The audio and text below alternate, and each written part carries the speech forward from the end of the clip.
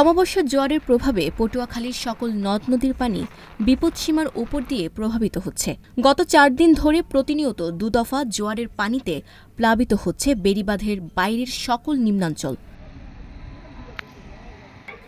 নতুন করে বেড়িবাঁধ ভেঙে সদর উপজেলার ইদ্রাকপুর, কাকরাবুনিয়া, দুমকি উপজেলার দক্ষিণ মুরাদিয়া, উত্তর মুরাদিয়া, সন্তোষদি ও চরগড়দি গ্রাম প্লাবিত হয়েছে। এছাড়া ভাঙা বেড়িবাঁধ দিয়ে পানি প্রবেশ করে রাঙাবালী উপজেলার অন্তত ১০টি গ্রাম প্লাবিত হয়েছে। এদিকে উত্তাল বঙ্গোপসাগরের ঢেউয়ের তাণ্ডবে সৈকতের ঝাউ বাগান সংলগ্ন জাতীয় উদ্যান ও বেড়িবাঁধ থেকে সৈকতে প্রবেশের সড়কে নতুন করে ভাঙন শুরু হয়েছে।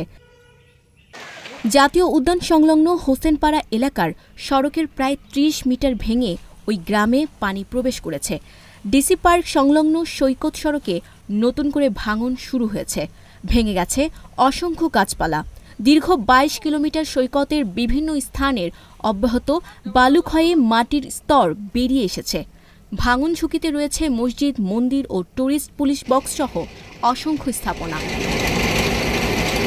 পটুয়াখালীর সংবাদদাতা মনিরুল ইসলামের তথ্য ও ভিডিও চিত্রের ডেস্ক রিপোর্ট।